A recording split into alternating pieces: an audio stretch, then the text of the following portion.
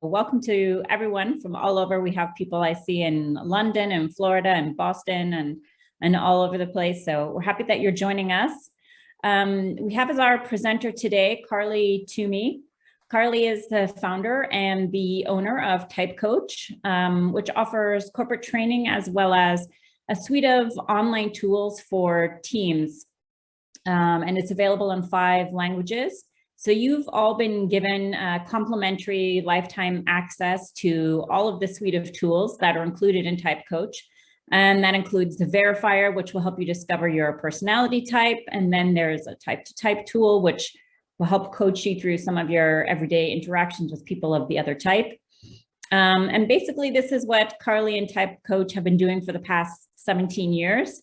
They've helped thousands of leaders from over 700 organizations around the world to learn critical skills of adapting your communications and your communication style to the personality type of your colleagues or boss or direct report or clients.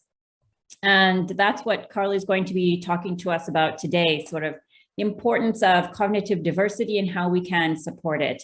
Carly's recently been living in Boston. I see some of you are from Boston. She spent a couple of years in Barcelona, which is where we met, and now she's joining us from Sarasota, Florida. So welcome, Carly, and I'll just hand it directly over to you. Thank you, Julie. It's exciting to be here. What a nice crew we have today. So I'm hoping that we can keep this very participatory in the chat. You're already off to a great start. So please continue to do that, right? Throw your questions into the chat. Julie's going to interrupt me and ask questions as they come up, especially if we have multiple questions that are similar. And we have an aggressive agenda today. We're going to be covering a lot of different topics in this 1 hour. And I'm going to try not to talk too quickly, but feel free to tell me to slow down. And I thought I would start by just sharing a little bit about how I got into this whole business of personality type and just my passion for the topic. So I grew up, my mom has her PhD in psychology, and we spent my whole childhood talking about people and motivations and everything under the sun having to do with why people do the crazy and wonderful things they do. And when we discovered Paul Teager's books, Paul Teager's written a number of books on personality type. That was really the launch for us. He wrote Do What You Are, which is like how to find your career, and a parenting book, and speed reading people. And we just were hooked and got certified in type, and then went to all the conferences. And I dragged my husband, Rob, into it, who I met in college. And in college, I even brought Paul Teager into an internship I was doing at a TV studio and interviewed him to have students from my college asking him questions, and he would respond on the fly. And then after we graduated, we went on, and I was a teacher for many years, and my husband, Rob, was a corporate attorney. But we found we were still talking about personality types. And all of our friends, whether they liked it or not, were experts at this point just from being around us. So one day, a sort of very seasoned corporate trainer in the Boston area, Bink Garrison, came into Rob's law firm and did a training program. And that was when we realized, oh, this is a whole business. There's corporate training and personality type at all these big companies. We could do that. And we were super excited and ready to kind of launch this next career. And then there was this moment of serendipity when I went home to my mom's house as we were just getting ready to launch. And I said, you know what, I'm going to get your mail today. And she was like, well, there's not going to be any mail for you. I'm like, I know, but I live in a brownstone and I don't have a mailbox. And there was a letter from Paul Teager saying that he was launching a corporate training business, and based on his book, Speed Reading People. And he wanted to certify people and sort of help them use this training program. And we didn't have a training program, so we were pretty excited about that. And my mom's like, oh my gosh, I don't even know if I would have opened that letter. And he had reached out only to the people in Connecticut who were certified in type. So we ended up going to that, and we were sort of 2 of his 5-person team for multiple years. And that really helps us launch our whole book of business and everything else. And you know, then we've spun off, and he's gone in a different direction, and we've gone in our own direction with Type Coach. And 17 years later, we're still talking about type on an hourly basis. And what's super exciting is how many different people we're able to reach now with the tools that you'll have access to, and how many people we get to work with all around the world. So it's sort of a dream come true that we get to do what we're most passionate about. So now we have about 500 independent consultants who use Type Coach with their clients. And then we have, of course, our own clients. And so you'll all have access to this suite of tools. So we'll talk more about that maybe at the end, but I thought I would start off with a few little vignettes from our clients. These are people, we changed the names, of course, to make it anonymous, but these are people that we have worked with. And I think these kind of showcase some of the challenges that are pretty typical in our client organizations. So you have Naomi, who is more on the introverted side, tends to need a little bit of time to think before she responds. And she's very passionate about her work. She loves to collaborate with her colleagues, lots of great ideas, but she's finding it really hard in her team to contribute very much, because as they have team meetings, they bring up topics and then they talk about them for 10 minutes and then they shut them down and take action. And she's coming up with some of her best ideas and thinking 20 minutes, a day or two later, not 10 minutes later, right? And so she's very sheepish about whether she should be coming back to the group 2 days later after they've started implementing things with her ideas that have come to her when she was on a walk, when she was driving her car home. So that's Naomi. And then we have Remy. Remy is a new hire at a large global insurance company. This is a close friend of ours. This exact scenario happened to him. He's, if you know type, he's an ENTP. So extroverted and an intuitive and all about bringing in new ideas and thinking up new strategies. And he was in fact hired for that job. They were excited for him to come in and shake things up.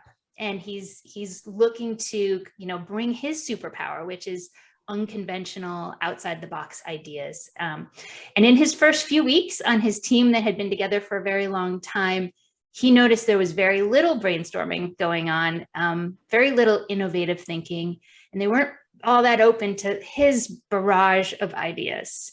It started out that they were just kind of giving him some blank stares and maybe some panicked looks. And then eventually, after so many ideas and so many thoughts, and especially sort of like, what if we had a whole new approach, less of this sort of tweaking what they had, but like, let's not be constrained by what we had at all. And like, let's look at this whole new way we could do it. By that point, they were saying, here's the 15 reasons why that won't work, cutting him off mid-sentence, and lots of concern. Kathleen can relate, thank you in the chat. So he eventually, in his exit interview, which I'm sure doesn't come in as a surprise that he left, he said, you brought me in to shake things up, but this team wasn't even able to handle a slight jiggle. And then we have Kate. So Kate works at a Fortune 100 company that was a client of ours. And they have a culture that's pretty typical of a lot of big companies that size, where they are promoting productivity and speed over everything else, right? So much more important than relationships and making sure you have a lot of buy-in and collaboration. It's all about speed. In fact, there was even a sign on her boss Mark's desk that said, "Be brief, be bold, be gone," which is a true story. So he's sort of a perfect embodiment of the culture of that company. So she was concerned when her team had come up with this latest decision to roll out a new approach without getting buy-in from a lot of the key people. And she was worried that this was going to create a lot of conflict and that it was ultimately going to have a big impact on engagement and retention for a lot of people. But she really had some concerns about bringing this to his attention, her boss, Mark. And she wasn't feeling that secure in her job. She hadn't gotten positive feedback in a really long time. That's not something he did a lot of with anyone. And she remembered how blunt he tends to be with her when she brings up any sort of negative feedback to him or constructive concerns. And so consequently, she was in a pretty low state of motivation and engagement herself and decided not to stick her neck out and say anything. All right, so those are the 3 little vignettes that we can kind of refer back to. Thank you for your engagement in the chat. So then let's talk about cognitive diversity and what we want, how we want to sort of define that, especially in this 1-hour talk. So for our purposes, we're focusing on teams or organizations that have a range of different personality types, a range of people who have different ways of making decisions and problem solving and taking in information. It's worth mentioning that cognitive diversity can also encompass trained ways of thinking that have nothing to do with your sort of natural personality type. So your differences in your educational background and what you've learned and ways to think, right? If you go to law school, you have a trained way of thinking that can bring some cognitive diversity. But in this short talk, I think we're focusing really on cognitive diversity as it relates to personality types. I also want to mention that this is sort of a new area of diversity, equity, and inclusion efforts. But certainly I don't, just because we're focusing on it today, I want to make sure that I don't think of it as more important, but I do think of it as a helpful bridge for understanding people who may have a lot of things that make them different from you in terms of their race, their ethnicity, their religion, their gender, their sexual orientation. This type can be a bridge to help people with those differences, and bridge a lot of the communication gaps. In fact, you all are going to have access to this tool, and I'm just going to spend 30 seconds explaining that, this type to type tool has been really helpful in our work to help teams see what is the diversity, cognitive diversity on our team. Do we have a lot of extroverts or introverts, a lot of sensors or intuitives? How has that impacted the culture on our team? And then for them to be able to click on their colleagues who may be quite different from them and a bit of a mystery, especially in the pandemic, if they've worked with them from, they maybe have never worked in person together. They can click and get advice, top 10 tips for working with them based on their type and their colleagues' type. So you get unique advice depending on, your type. So I would get different advice than maybe Julie would get for working with someone. And we even have short videos of people of that type. When anyone asks me to. People of that type giving you advice for how to work with them. And you can print it out before workshops. Many of you maybe use type in your work. You can print out the type chart of the team, and that can be quite helpful for talking about these differences. All right, so back to our benefits of cognitive diversity. So let's see, in the chat, Stephen is saying the slides are fuzzy. Is that true for others? I hope not. So let's talk about some of the benefits of cognitive diversity. So each of the different personality types, which we'll get into a little bit later in the talk, have natural strengths and they have natural challenge areas. And so if you have a lot of people who have similar types on a team or in an organization or in senior leadership, then they're going to have very similar strengths and also some of the same blind spots. So when you create a cognitively diverse team or organization, you get a number of benefits. You have increased engagement and retention, and we have increased innovation, which we saw in the example with Remy. There wasn't a lot of innovation going because there wasn't a lot of cognitive diversity on that team, but it also wasn't being managed well as soon as he was bringing some in. And then increased diversity of ideas shared and fewer mistakes and miscommunications, as we saw in the example with Kate. She was unwilling to sort of share her perspective. And you'll find that a lot with personality types who are sort of the minority in a group. If they're not being encouraged to, they might not share their unique perspective, which is perhaps the most important perspective in the room if they're offering a different one than the rest of the group. We had an opportunity to do an impact study with Virgin Care. This is one of the Richard Branson companies. It's a healthcare company who is, it's about 5,000 people. And we did an impact study with the 350 top leaders. And what we saw before and after, surveyed before and after they went through our training and our tools to learn about type. And there was a 7% increase in the diversity of ideas shared, in their opinion, on the survey afterward. 13% increase in their positive relationship with their employer, Virgin Care. A 22% increase in their intention to stay. So this can have a big impact on retention. And a 27% increase in self-awareness, which is sort of staggering. So the question is, how do companies ensure that they have a range of personality types? And that's going to have to do with attracting and hiring and promoting, promoting my slides. And also with engaging and retaining them once they are there. And we're going to spend probably the most amount of time talking about how do we engage and retain the diverse group that you have if you do a good job on the first two, which is attracting and hiring and promoting. But let's talk about those a bit. So when we do training programs, we often hear from people, we've been probably attracting and hiring people who may be diverse in a lot of other ways, but are actually pretty similar in type to the people who are interviewing them. And especially in certain companies that have a really strong mode personality, few personality types. And so it makes sense. They write the job description that it would be sort of tailored to a certain personality type that might be theirs or their leaders.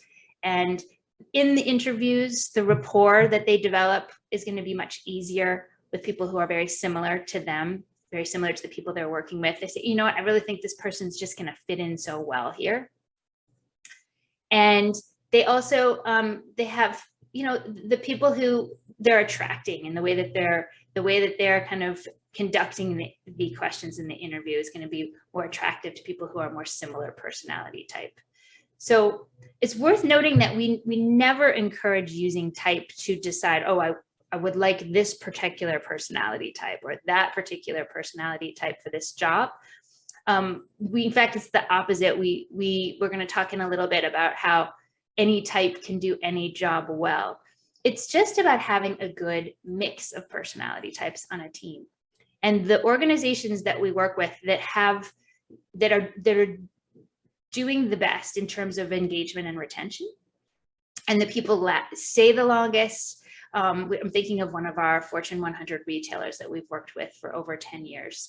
And people stay for like 18, 20 years, very regularly. That's sort of the common thing.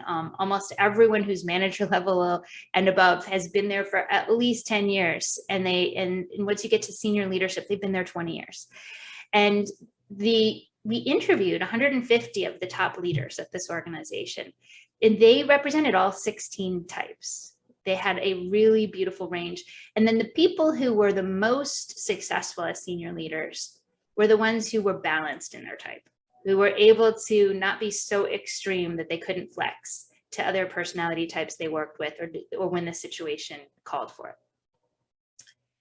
So there's also, this relates to promoting. So they were very consciously making sure that they were promoting people of different personality types. And we have another retailer that we work with. They've put 27,000 people through Type Coach. And one of the things they've had us do is customize it so that they have all sorts of information when people log in to create their account, demographic information. But they're really trying to figure out, who are they promoting? Are there places where they're only promoting certain types? Keeping a really close eye on that. Of course, they're going to do landscaping right outside my window. I hope it's not too loud. And then lastly, we're going to focus a bit more on how do you engage and retain people of different personality types. And one of the keys is having good psychological safety. And I know you had a Fred talk earlier in the year, maybe last year, on psychological safety. So that can come in here. Amy Edmondson is the one who I believe coined this phrase. And she thinks of psychological safety as a belief that you won't be punished or humiliated for speaking up with ideas, questions, concerns, mistakes. And I think you can agree that in the vignettes at the early part of the talk, there was not a lot of psychological safety in those situations. So if we think about what are the two big factors for psychological safety, we have two. And by the way, we're going to get, in a little bit, we're going to have you talking in your breakout group. So it's not just going to be me talking through this whole thing. I'm excited to get your input and your experiences as well and sharing with each other. So there's two big factors that have to do with an organization's how much psychological safety people are feeling. So the organization's culture, and I've touched on this a bit. So the retailer that has those 150 senior leaders that we interviewed of all different personality types, they have an extremely feeler culture. And they're all about, they have this phrase that they use, it's called R before T, relationship before task. And so they're very focused on making sure that it feels like a big community, that you might live in a small town. And they're always saying, you know, partner for success. It's really important to bring in someone else. Don't do anything just on your own. Always bring in someone else with you. Get their perspective, get their thought, even if it has nothing to do with their regular job. Get their thoughts, get their perspective, and always ask for and provide feedback. So they're constantly all day long offering each other feedback. And then we have this one team mentality that you want to encourage, where it's not about, you know, any individual's achievements. It's all about the team. And that really comes down to how the leaders are doing their job.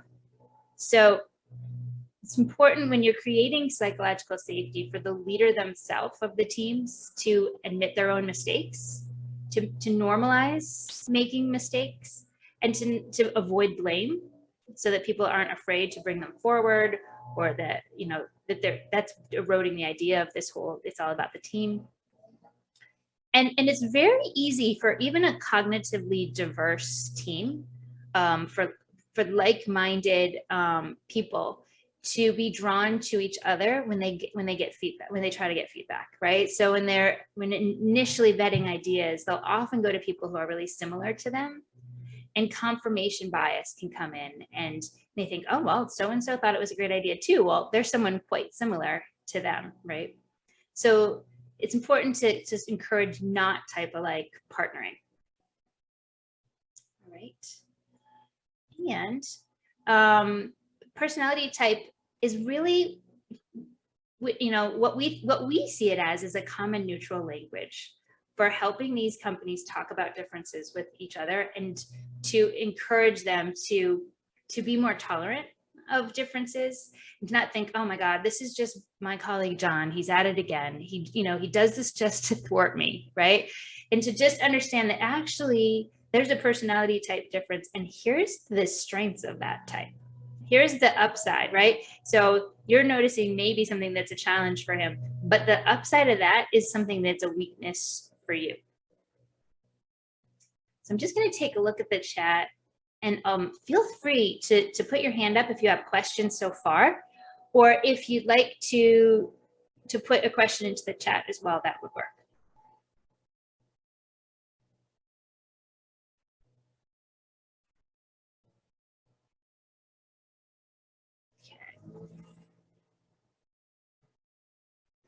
I can't believe they're going to spend the whole time outside my window. I'm just going to text someone and ask them to tell them to stop. All right, there we go. So let's talk a little bit about these personality type preferences that we're sort of alluding to in those vignettes. And I think I'd love to know in the chat, how many of you are brand new to type? You can just put a yes. Haven't had any exposure to this model of type. Okay, it's helpful for me to know.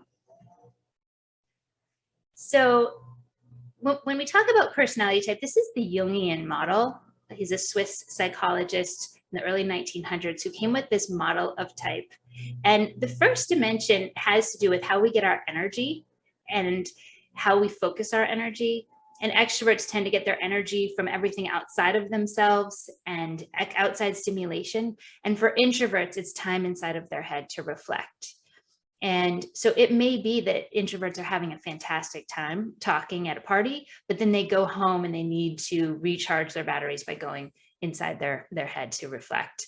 And they need a lot more of that time than extroverts do, who are sort of gaining energy from that outside stimulation. Then we have sensors and intuitives, and it's all about how you process and take in information on this one.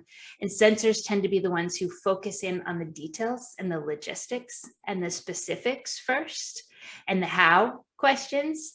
And the intuitives are all about ideas and the big picture. And for them, it's, they have to go into the details, but it's not their energy. It's not where they get their energy. Right. And so, Michelle, thank you for your question. You can fluctuate. So we all use all 8 of these preferences every day. So when you are dealing with specific details and logistics, you're in sensor mode. And when you are brainstorming ideas and future possibilities, you are in intuitive mode. And of course, you've done both of those things recently. But one of these modes is kind of your natural default setting that comes most naturally and easily to you when you have a choice. You can think of it as preference. We want to make sure we distinguish between preference and capacity. So you can actually get really, really good at using your non-dominant hand. It's just that it won't ever be as natural and comfortable and energizing as using your dominant hand. And so people have gotten extremely good to the point where when they are senior leaders and we try to get them to figure out their type, they're not even able on some of these preferences they're not able to distinguish which one came naturally versus which one is something that they've learned to do without really doing some reflection, because they've gotten so good at using their non-preference. The third one has to do with how you make decisions. So thinkers tend to make their decisions most easily, but based on what's logical and the objective data and the pros and the cons. And for feelers, it's about their personal values and the relationships involved and what's going to be the impact. And so when you make a big decision, of course, you do both, right? You start in your natural default setting, then you go to the other mode. Can't do both at the exact same time. And then back to your natural default setting to sort of make the final decision. So helpful to talk to someone who has the other preference in some of these big decisions. And then lastly, it's our preference for structure. So judgers tend to be very focused on plans and decisions and preparing in advance, and perceivers tend to do things more spontaneously. They like to wing it. They get that adrenaline rush before a deadline is actually quite helpful to them. Whereas for judges, it can be nauseating to them to have sort of that pressure of maybe they're not going to get it done in time. So that's a really, really quick, we do 6-hour programs on personality types, and you're getting a taste. But for those of you who are new to this, I wanted to make sure we did a bit. Any type can do any job well. That doesn't mean that any one can do any job well. And then again, there's just the different strengths and challenge areas that come with each type.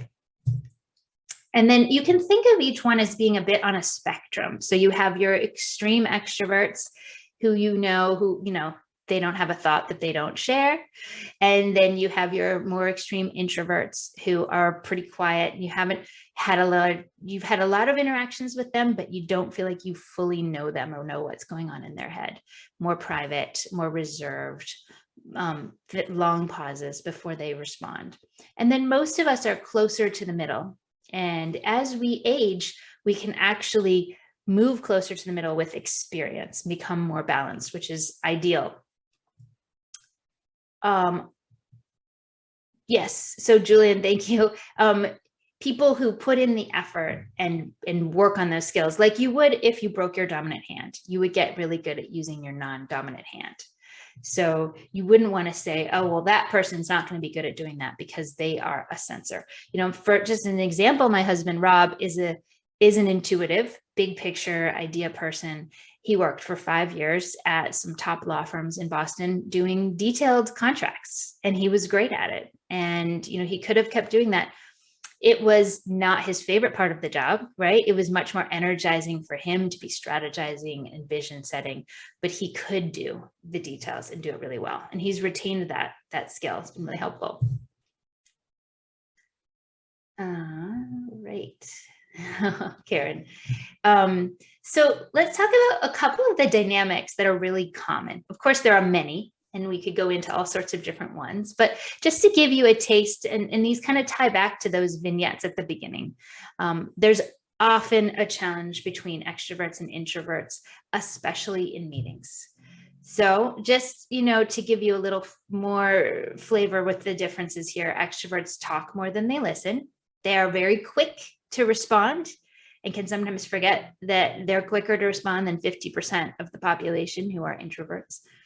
They interrupt and talk over people unless they're really working on that, as some of us are. But the reason they do that is they're excited and energized by the conversation, and they want to show that they're actively listening, and they're really motivated to share what they want to share. And introverts tend to listen more than they talk, not in any one particular conversation necessarily, because if they're passionate about something, then they can be very talkative. But in general, they tend to listen more than they talk, pause to respond. Brain scans are now showing that people, the introverts' brains are wired differently than extroverts' brains. Dario Nardi is the one who's done some fantastic brain scan research. He's a type expert and also a neuroscientist, and out in California. And he's showing that for extroverts, the thinking and talking and reflecting, all of that is sort of wired together in the brain. So a lot of times extroverts don't know what they're thinking until they start talking. The talking is helpful, and even if the other person hasn't said anything. And then the introverts, on the other hand, the thinking and reflecting is in a separate part than the talking. So it's a real distraction for them to be trying to talk and think at the same time. So they tend to pause and then respond. And sometimes in that pause, what happens, as you might imagine, is the extroverts take that to mean, oh, they didn't understand, they didn't agree, they weren't listening. So now I'm going to redouble my efforts and jump back in and sort of say another way. And so this, of course, doesn't leave the space that those introverts need to respond, because they tend to not interrupt. And so if people are talking, they're not going to just cut in. They're not motivated to do that. And it's unlikely. And then they have more of a calm, centered energy about them. So this dynamic can cause problems in group meetings where the extroverts are dominating the conversation. And you're hearing from the loudest voices, not necessarily the variety of voices. And we have a few tips. We have lots more tips than we can cover today, but just a few to respect the 2 to 48 hour rule. So as we saw with Naomi, often introverts get their best ideas 2 to 48 hours after they first hear about sort of a complicated topic. And so it's much better to send the agenda in advance if you want them to be talking in the meeting about their ideas. Plant a seed, stop by their desk, say, I'd love to talk to you later about this topic, send an email. And there is about 50-50 in the population of introverts and extroverts. So Kathleen's bringing up the cultural influence on extroverts and introverts in the chat. And you would think that in Finland or some of these Asian cultures that there would be more introverts. You might think that in Italy or in the US, there would be more extroverts because of the behavior of the people in those cultures. But actually, it's still a 50-50 split. It's just that people are pushed, extroverts and introverts, to behave in a more extroverted or introverted way. And you'll see that culture in companies as well. And if you know the culture or you know the company, you can identify who are the actual authentic extroverts or introverts. So the second challenge is the sensor intuitive dynamic. So this one is that second dimension having to do with how we take in and process information. And it really comes in play when we're talking about how people innovate. It also has a lot to do with how they explain themselves, how they convince one another, how they share their ideas. But when we think about it in the context of innovation and getting everyone's best ideas and thinking, you have your intuitives who tend to gravitate towards light bulb innovation, right? So they're energized by brainstorming big picture ideas, starting with a blank page, like we saw with Remy when he came into that insurance company. He was looking to come up with all brand new ideas, like, let's not be held back by the way you've been doing it for 72 years. Let's think outside the box. It doesn't mean every idea is going to be a great one. Let's get the ideas flowing, right? Instead of being bound by how things have been done before. And it's so exciting and energizing, that part of the meeting where you're brainstorming for the intuitives. And then you have typically sensors who really gravitate towards process innovation. So they're energized by executing and tweaking existing processes to make them more efficient. And for sensors who are very tied to the here and now and their past experience, it's very obvious to them what has worked and what hasn't worked, and what pieces are working, what pieces aren't working. And so they would be very hesitant to kind of throw the baby out with the bathwater and just start a whole new approach that's unknown, that they don't have any proven knowledge of, or it's nothing tangible. They're going to want to tweak. And so it's not that you can't get sensors to use light bulb innovation and brainstorm, and it's not that you can't get intuitives to process innovate, but that's their default natural gravitational pull. And you can sort of see the 4-letter types on a spectrum like this. This is their natural kind of place before they get lots of experience and sort of work on becoming more balanced. This is where we sort of see how they tend to fall. For those of you who know 4-letter type, thank you, Sharon, for your chat. And so what you will have is some tension between your sensors and intuitives in meetings, because, and that's a healthy tension if you play it right. If you have a healthy team with psychological safety, this can be really important to make sure that you don't have the intuitives just starting brand new stuff left and right that isn't practical. And you don't have a whole bunch of sensors who are sort of focused on the logistics and narrow vision and not like thinking too far ahead, or not thinking big picture enough, or not being strategic enough. And then lastly, the challenge we have is with thinkers and feelers. So I just sort of picked these 3, but there are obviously many more. So thinkers and feelers, this is one has to do with how we how we make decisions. And so, as we talked about, the thinkers tend to be very logic driven. It's all about the pros and cons and the objective data and looking at things in a very business-like way. On paper, what would make sense? What would anyone do? They can be very focused on getting to the right answer, the sort of objective answer, and they can be more blunt and less focused on positive feedback and more focused on sort of like constructive feedback to get to the right place. Feelers, on the other hand, tend to be much more focused on how does this impact the people? How does this impact the personal values that I have? How does this feel to me? What about others? What are the relationships involved here? And they tend to give, and also they like to receive a lot more positive feedback than the thinkers need or give. So how do we get the best from everyone on these teams where let's say you haven't done everything before, you've been hiring and you've been promoting people of lots of different types. How do we get them all sort of working well together? How do we manage cognitive diversity well? So one of the techniques I'd like to recommend is this sort of approach of we have a meeting map that we're going to be putting on your Type Coach account. So if you log in and you create a Type Coach account, which is, I think the instructions are in the chat, and also they were sent in advance of this webinar, you can download the meeting map. I have a slide for that. Oops. Right here. So it's going to look like this for you, and you'll be able to log in and click on resources and access it. We have a lot of our client organizations using this approach for their meetings. So the pre-work before a meeting would be to send the agenda in advance and to give people time, especially the introverts, time to give it some thought and reflect so that it's fair game to go around and hear from everyone. And keep an eye as the facilitator, as the leader, on making sure you're hearing from everyone as opposed to just the sort of loudest extroverts, right? And then the idea is to get everyone into brainstorming mode.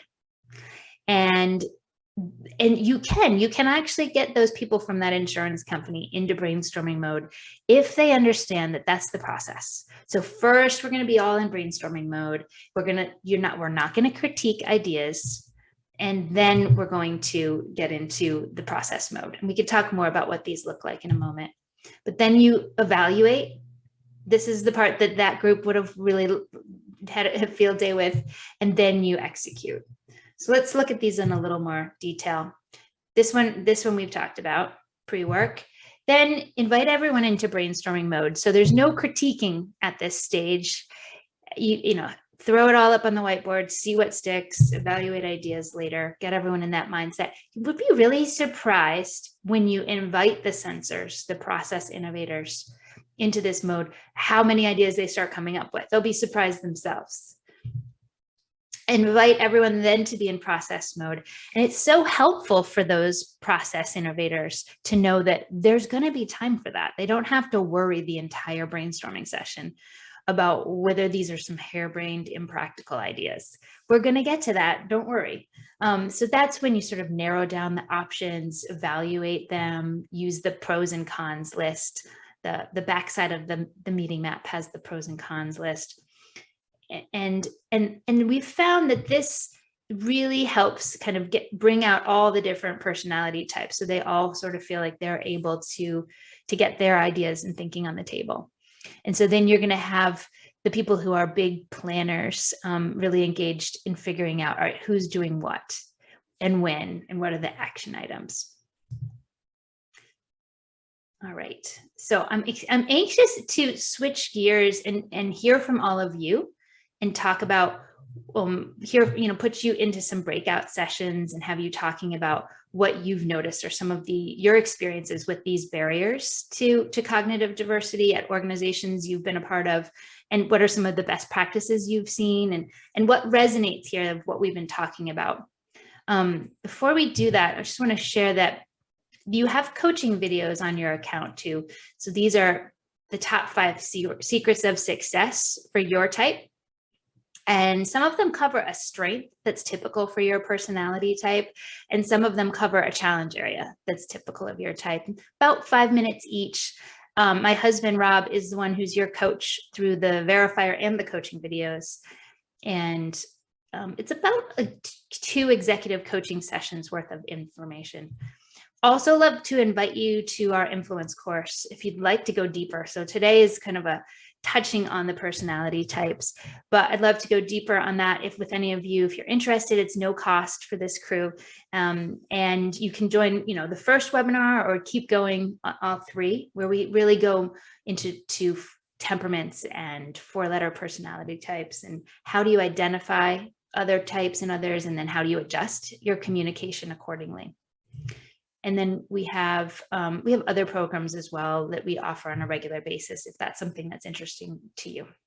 So thank you, Julie, for putting it into the chat that the open registration influence course is ongoing. So you can find dates that work for you. And the Type Talk Tuesday quarterly webinars are 4 times a year. And we cover a different topic. I think our next one is on this one, the temperaments and motivation, I think February 1st. So let us have a thought for a minute before we put you into breakouts about an example you've experienced of these barriers or best practices for cognitive diversity, or what's resonating most for you. Honestly, you could talk about anything that we've been presenting here.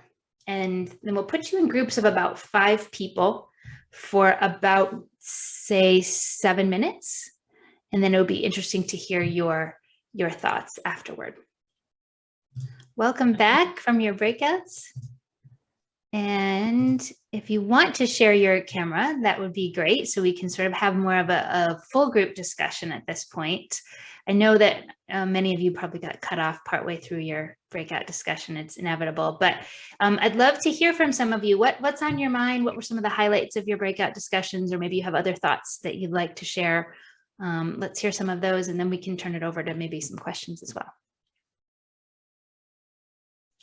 I think you could raise your hand and then we'll keep an eye. So Michelle, I see your hand. So I was in a breakout room with Kendra and Albert and a couple others, and I noticed that I was using the term personality test I was sharing that I haven't had my personality assessed recently, and Albert was sharing, the word personality test should be referred to as personality type, or instead of a test, because it's not a test. But then I noticed after listening to the first session of this webinar is that when I've learned that when I am informed on a subject, I'm very extroverted, but if I'm not informed on a subject, I'm very introverted. So that's probably why I asked that question, can people float between one or the other? Yeah. And great. Yeah, and I think that's true. I think that we all are in introverted mode some of the time, and probably when we don't know a lot about a topic, or when we're with a group of people we don't know well, we behave in a more introverted way. And when we're really comfortable, we may behave in a more extroverted way. But over the course of your life, if you think about, are you more energized by being with people and talking and stimulation outside of yourself, or are you more energized by a bunch of time to reflect in your head without anything going on outside of you? It's more helpful for figuring out your preference on this one. The good news is you can go through the verifier, and it's about 20-25 minutes and no cost. And so you can all check that out and see what personality type sort of emerges for you. Thanks, Michelle. Really appreciate it. Anne-Marie, I see your hand up. Hi, Anne-Marie. Let me come off. And first of all, I'm so impressed that Michelle had everybody's name. So in my group, which I don't have everyone's name. So I think it's more an observation and a thank you. I think the term, and we were talking about this, cognitive diversity, is really helpful, because I think we've all experienced, right? But how do we call this? I think we're all seeing that remote teams and teams, what do we call how we're all trying to engage? And then the other part our group had a lot of talk on was the psychological safety. And Karen, I do remember one name, she was mentioning in the UK how they're all going back to work, right? And just the need for people to feel psychologically safe, but either on a remote team or not. But how important our role is with a manager to help them understand teams or be that model in a team of that. So I just want to say thank you. I really wasn't using the term, cognitive diversity, but it's helped figure out what we could be calling this or naming it. I love that. Thanks, Anne-Marie. Great to see you. Any other hands? I don't see yet, but do you have other thoughts that you'd like to share? I'm looking in the chat as well. There was one question in the chat earlier about when we say, can people who appear extreme, let's see, what do I mean by extreme extroverts or introverts? What I mean is people who are, less able to flex to the other side. So, we're in each one of these different modes all throughout the day. Sometimes people tend to be more extreme in that they stay more often in their mode, more an extreme version of their mode, like the extreme extroverts, like sharing everything they think about. They have a hard time not interrupting others. They're talking a lot, right? They don't like to be alone. And someone who's closer to the middle might be sort of really comfortable being alone for stretches of time and, has a lot of thoughts they don't share, etc. Hope that answers it. Anyone else want to share what they're thinking about on this whole topic or questions they have?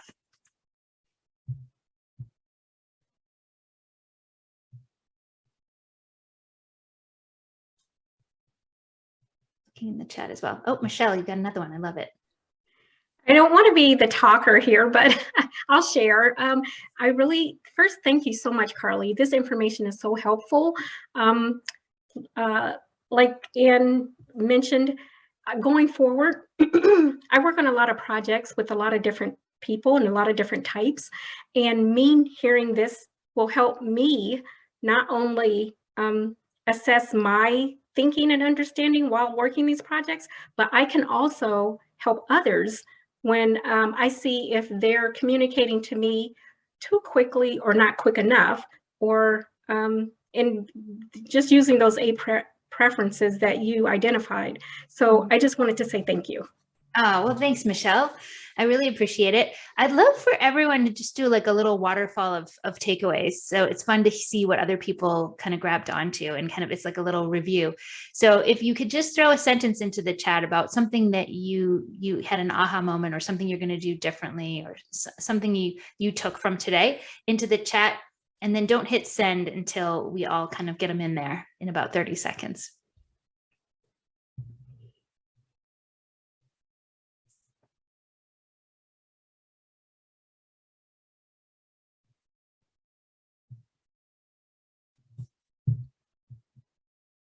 Okay. And let's all hit send.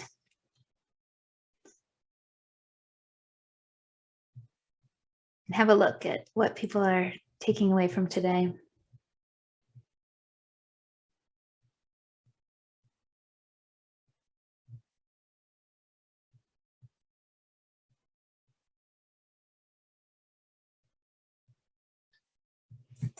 Awesome. So I really appreciated the opportunity to connect with you all, and thank you for so much participation in the chat and in the breakouts and after. And I'll turn it back over to you, Julie, to wrap us up. Great. Well, thank you so much, Carly, for being with us. I think I got a lot out of that presentation, and I know something about personality types, and I still learned something. So thank you so much for your time. Thank you for giving people complimentary access to the Type Coach tool, because I think they're really going to find great value in that. And just to wrap up, I will be sending selected slides from the presentation. It'll come through the Eventbrite, so we'll send it after the session is over. If you have any questions about the complimentary access, or if you need that, you can just respond to that email, and I will send you to the Type Coach support people, and they will get you online. So thank you everyone for joining us, and we look forward to seeing you again in February.